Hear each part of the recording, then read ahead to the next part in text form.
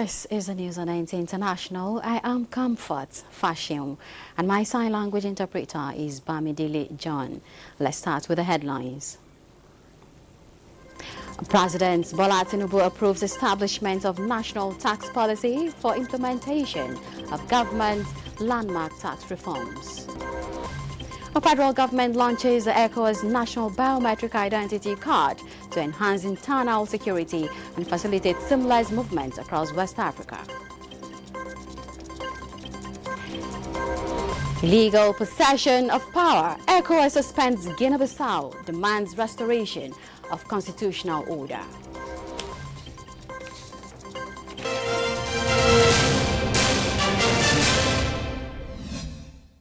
I'm glad to have you join us. President Bola Tinubu has approved the establishment of the National Tax Policy Implementation Committee, NTPIC. The committee, which Mr. Joseph Tegbe chairs, will ensure the implementation of the administration's landmark tax reforms in line with the economic aspiration of the government and the people of Nigeria. The Minister of Finance and Coordinating Minister of the Economy, Mr. Wale Edun, will oversee the committee's work. The committee will undertake extensive consultations across the public and private sectors to ensure broad-based input into the implementation process.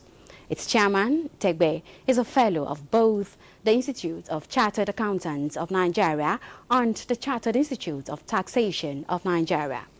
Mrs. Sayade Okoli, Special Advisor to the President on Finance and Economy, will serve as a committee secretary, while members also include Ismail Ahmed, Rukaya El-Rufai, and others.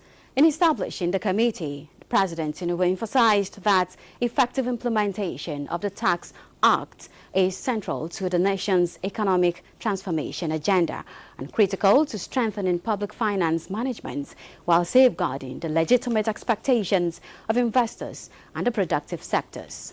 A statement by the Presidential Advisor on Information and Strategy, Bayo Ononuga, indicates that the committee comprises experts drawn from tax administration, finance, law, the private sector and civil society, ensuring a balanced and inclusive approach to policy execution.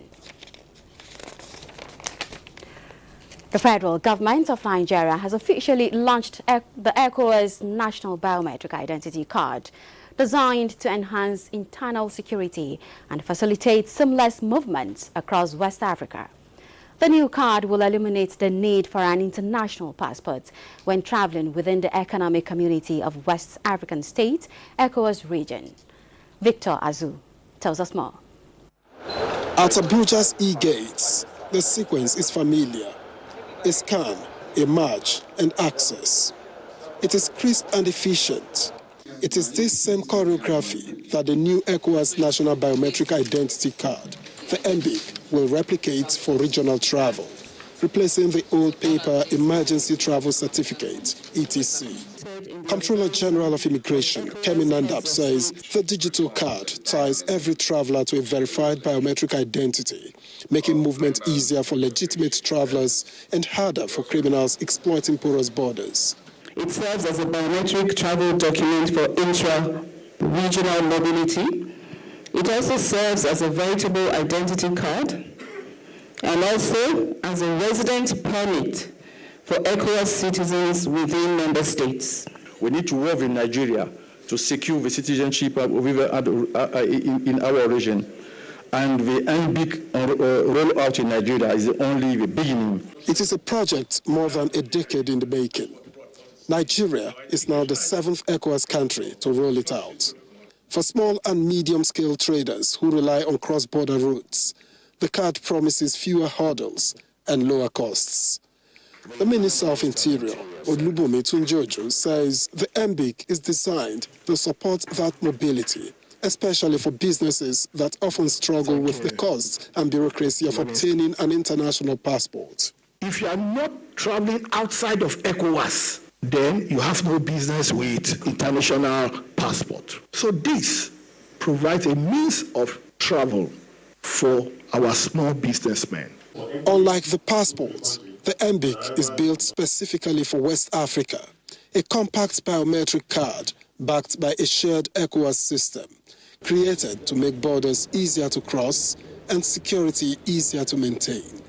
In Abuja, Victor Azu, NTA News. The Economic Community of West African States, ECOWAS, has suspended Guinea-Bissau from all its decision-making bodies with immediate effect.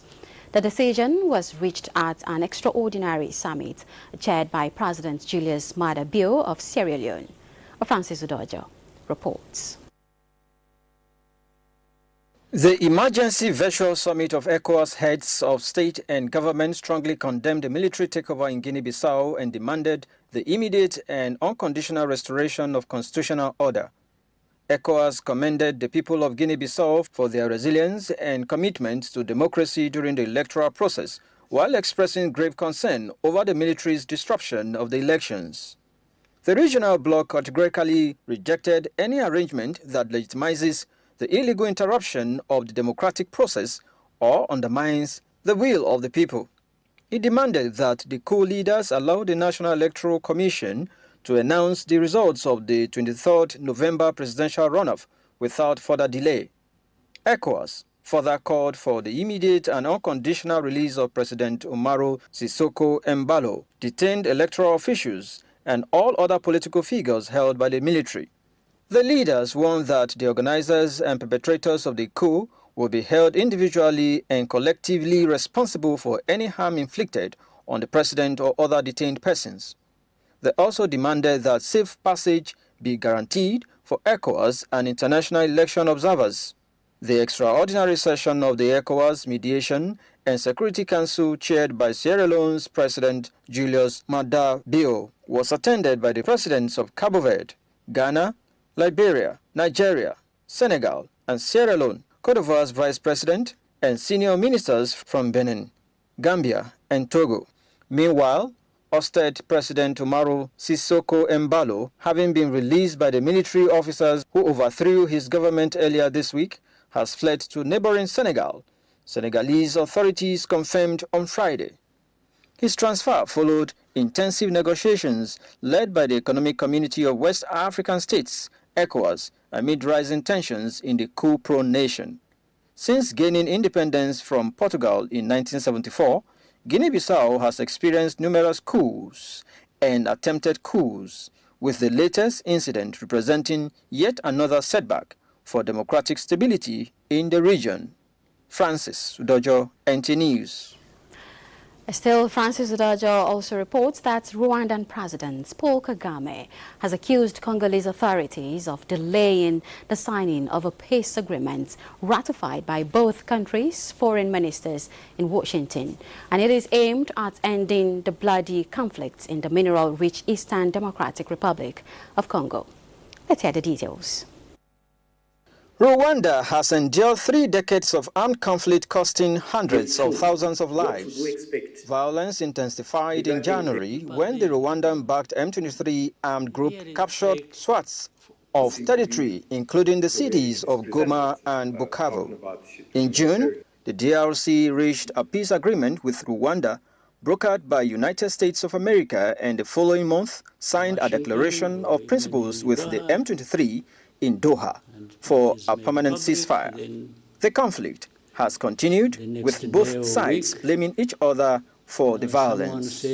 What is delaying, I can assure you, does not come from or relate to Rwanda, Kagame said in a lengthy press conference. Agree one thing in Washington or even in Doha, and that is made public, then the next day or week, someone says, no, we are not going to do this and this until something else is done. Kagame alleged that the DRC set different conditions other than what was actually done and agreed in Washington. The DRC's presidential office has told the media the peace deal could be signed in Washington on December 4 between Kagame and his Congolese counterpart Felix Tshisekedi, although nothing has been confirmed. In November, the two countries acknowledged the lack of progress and pledged to redouble their efforts to implement the Washington Peace Agreement, according to a joint statement released by the United States. Francis Udojo, NTA News. Lucas Philippe, a senior French police official who was elected president of Interpol during the organization's 93rd General Assembly in Morocco. Philippe, 53, who serves as Counselor for European and International Affairs to the Director of the French National Police, received 84 votes. He defeated Turkish candidate Mustafa Serkan, who garnered 60 votes. Namibia's Ani Marie Nainda received 12 votes, and Ethiopia's Damalash Gabriel Michael Weldaes received 8 votes. The Interpol presidency is a largely ceremonial 4-year post that rotates among regions. The federal government has expressed concern about the prolonged different narratives about Nigeria's security situation, particularly those promoting an agenda capable of causing disunity among Nigerians. At the 25th anniversary of ActionAid, the Minister of Information and National Orientation, Muhammad Idris, affirmed that security remains a priority in the agenda of the federal government. Salihu Abdullahi Gwanara reports. ActionAid Nigeria, operating under the umbrella of ActionAid International, a non-governmental organization that provides support to vulnerable communities, building their resilience in the face of disasters and supporting their access to essential services. Since 1999, Nigeria and her citizens have benefited from this gesture of transforming lives and livelihoods with assurances for more. Let us reaffirm what has sustained us through these decades, our humility to listen before we act, and our solidarity with the poor and excluded, which will always be the only bias that we declare. Supporting the government in all spheres of human endeavor, socially, economically, and politically. They have been doing fantastically well. Congrats for what you've been able to achieve. But most importantly, your job has just begun. The government spokesman, who is also the chairman of the occasion, acknowledged the organization's 25 years journey in Nigeria as impactful and urged them to use their platform to promote Nigeria's decades of unity in diversity. We urge that you also add your voices in support of our ethno-religious uniqueness and let your scientific insight into the Nigerian situation take a positive lead in your appraisals. Let me reassure Nigerians and our partners here today that the government of President Bola Ahmed Tinubu will continue to respond swiftly, decisively, and compassionately wherever citizens, especially children, are in danger. Our children must be safe in their schools, safe in their communities, and safe in their homes. But only by working together can we achieve this purpose. He is confident that the federal government's innovative ideology through youth empowerment, the creation of the Ministry of Livestock, and humanitarian services by the relevant ministry are all geared towards fighting injustice and poverty in Nigeria. In Abuja, Salihu Abdullahi Gwanara, NTA News. You're still on to the news on NTA International. We'll take a break now. More reports when we return. Minister of State for Defense Muhammad Bello says Nigeria must invest in both human and technology to combat evolving security threats. Defense correspondent Ismail Musa reports that the minister stated this at the end of the 2025 Chief of Defense Intelligence Conference closed. The conference created an avenue for stakeholders to reassess traditional intelligence method and explore fresh data-driven approaches with deliberations focusing on integrating multi-source intelligence, leveraging emerging technologies, enhancing human intelligence assets, improving interagency collaboration, and adopting new framework to protect Nigeria's national interests. The Defense Intelligence Agency reaffirmed that intelligence remains central to national defense. However, technology alone is not sufficient. The experience judges have greatly enhanced our ability to anticipate and respond to a threat. However, technology alone is not sufficient. The experience, judgment, and dedication of our intelligence personnel remain essential. The future of intelligence work in Nigeria and across the sub-region depends on our ability to integrate multiple data sources, apply advanced analytics, and foster collaboration across the defense and civilian security architecture. Therefore, let us return to our respective duty posts, reinvigorated and more determined to advance the frontiers of national intelligence and security for development. It was also an avenue to review its operational performance and deepen cooperation with defense attachés. Arrangements are in top gear for the Nigerian International Air Show to be hosted in Abuja from 2nd to 4th December 2025. Minister of Aviation and Aerospace Development, Festus Keyamo, while inspecting facilities ahead of the exercise, assured Nigerians of a successful event. Aliyu Kabir reports.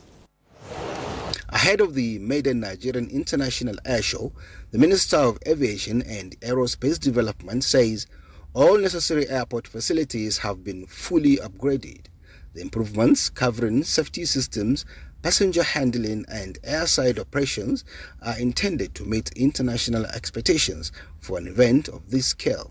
For us, this is the first time in the history of Nigeria we're doing an international air show, and we are expecting foreign visitors, foreign airlines, foreign investors to come and see what we have to offer. So it is just a platform for Nigeria to showcase itself. The minister, during an inspection tour, described the air show as a historic milestone, noting that it is being organized entirely through a public-private partnership. What we have done is to put our logo on it. We have put our franchise on it as federal government.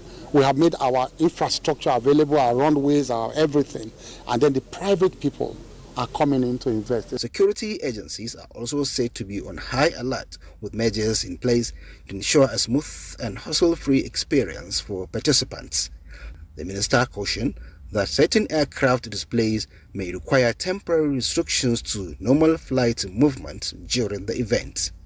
In Abuja, Aliyu Kabir, NTA News. Nigeria is stepping up efforts to combat cancer with the launch of a new awareness, prevention and treatment project known as NICRAT's AACR Opt for Cancer campaign. Uche Ugochukwu reports that the project is aimed at strengthening community-based cancer control using the 6 area councils in Abuja as pilots. 3, you go please. Please put your hands together. The official launch of the APT Cancer Awareness, Prevention and Treatment Project, a program designed to train 60 frontline health workers in the FCT on cancer advocacy, screening and referral, targeting breast and prostate cancers. In collaboration with the American Association for Cancer Research, NICRAT developed a community-based model that hopes to tackle the growing cancer challenge in Nigeria, aggravated by many cases detected late and gaps in early detection services. We have homegrown problems and we must develop homegrown solutions to it. And that is why we are all here gathering ourselves to launch this and then to move into the community. It's a commitment to ensuring every Nigerian has access to correct cancer information, understand preventable risk factors, and can access early detection and timely treatment at all times. Community leaders are advised to take the message to households, as many late diagnoses are fueled by myths and misconceptions. The project promises to strengthen community confidence in cancer care and improve treatment results. Uche Ugochukwu, NTA News. The National Agency for the Prohibition of Trafficking in Persons, NAPTIP, organized a sensitization awareness work to commemorate the 16 days activism against gender-based violence. The aim is to promote awareness in addressing the scourge of violence against women and girls. Musa Baba Suleiman reports.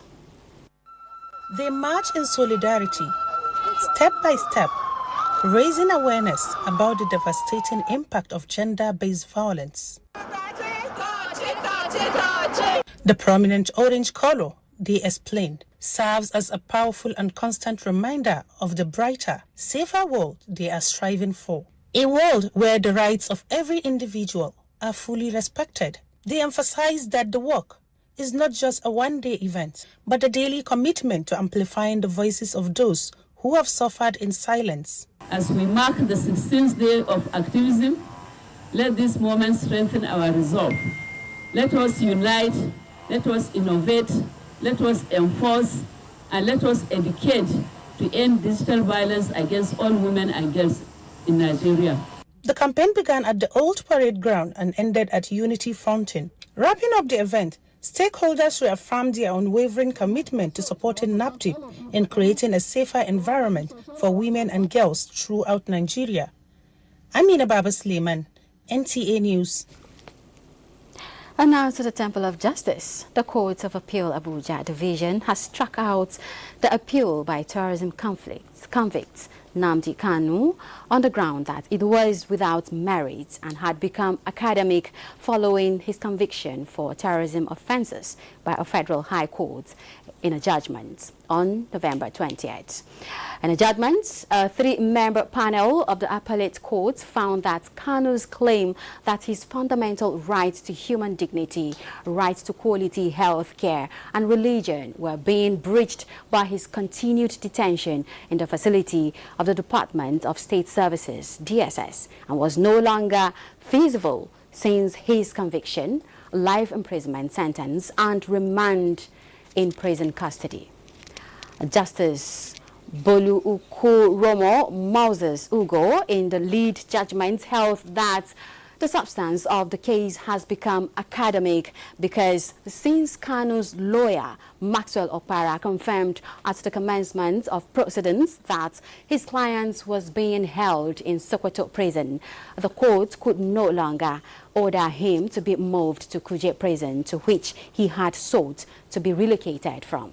The DSS custody Justice Ugo further held that having earlier exhibited preference for prison custody, the court could no longer grant his prayers since he has been convicted and sent to the prison where he had wanted to be kept. Listed as respondents in the appeal were the Director General of the DSS and the Attorney General of the Federation and Minister of Justice, Nnamdi Kanu, a man who, in the opinion of the court, is an international terrorist, leading a proscribed international terrorist organization, and was sentenced to life imprisonment by trial courts.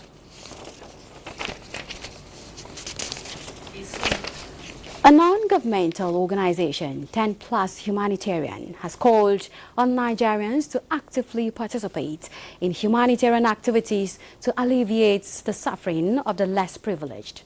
The appeal was made during an event in the nation's capital, Abuja, where the organization showcased a portfolio of its executed projects over the years. Frama Pani reports. The group, which focuses on aiding vulnerable communities across the country, highlighted a recent intervention at an orphanage in Nyanya as a prime example of their work. The facility, previously described as a wreck in an inhabitable condition, has been completely transformed. The comprehensive renovation included the provision of new beds, a borehole for clean water and renovated toilets. Beyond immediate living conditions, the organization also installed an alternative power supply plant and empowered the home with a long-term source of sustenance and income through fish pond and fish dryer. We know that government cannot do all things, and these noble men discovered that there are gaps within the system. And such gaps, we actually think that it will be evident that we team up our resources together to affect the life of the indigent, the underserved, less privileged children. We have executed interventions in the area of providing food and materials, providing educational materials. These children within age 0 to 18 needed to be taken care of, especially in a society where there is high rates of poverty, high rates of insecurity. 10+ Humanitarian also reinforced its call to action, urging every citizen to contribute to building a better society. They emphasize that even small projects and gestures can have a profound and lasting impact on the lives of the less fortunate. Frama Panyi, NTA News. That is it on the news for now. Thank you for being part of it. I am Comfort Fashion, and my sign language interpreter has been Bamidele John.